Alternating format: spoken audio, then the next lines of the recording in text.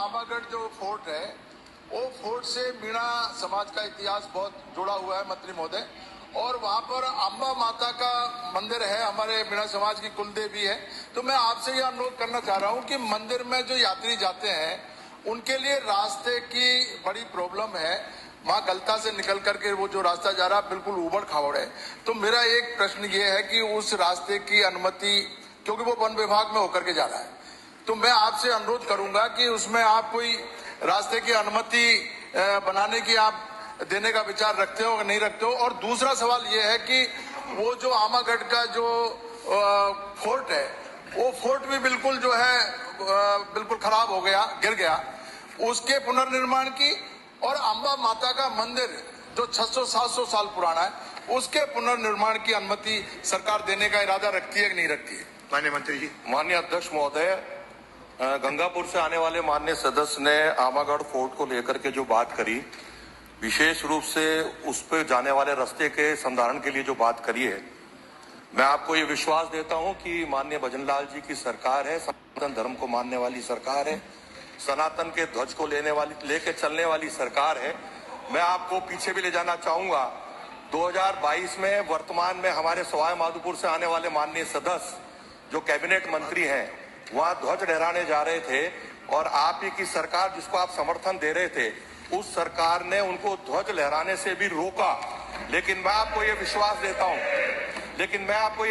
देता हूं कि जिस रास्ते की आपने बात करी है, उस रास्ते का संधारण वन विभाग के द्वारा करवाया जाएगा।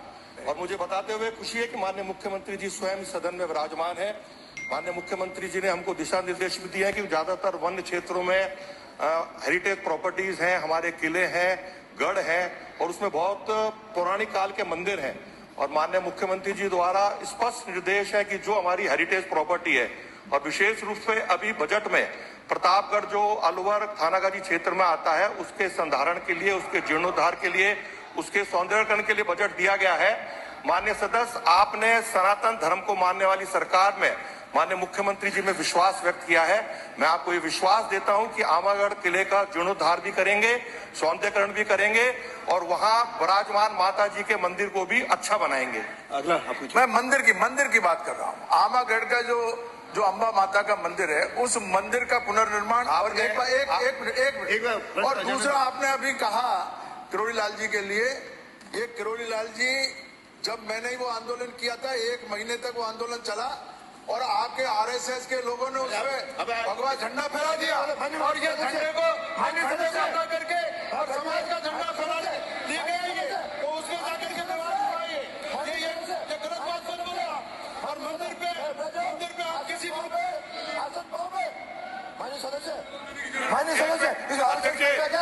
हमेशा आपने समझेगा, ये बर्दाश्त नहीं होगा। क्वेश्चन पूछो, आपको क्वेश्चन पूछने की अनुमति दी। अध्यक्ष जी, मैं जवाब दूंगा। बड़ी जबरदस्ती जिसका कोई लेना देना नहीं, प्रश्न पूछो। माननीय अध्यक्ष जी, माननीय अध्यक्ष जी मैं बोलूंगा। अनुदान मांगों को लेकर के जनजाति विभाग की जब मांग थी, इसी सदन में रामकेश मीणा जी ने अपने आप को हिंदू होने पे मना किया था, आदिवासी बताया था, हिंदू धर्म की कमी बताई थी। और हम विश्वास देते हैं कि हम देवी के उपासक हैं, हम निश्चित रूप से मंदिर का जीर्णोद्धार कराएंगे। बैठो माननीय बैठो, पर आपको जोश आ रहा है कुछ दिनों से। माननीय सदस्यों,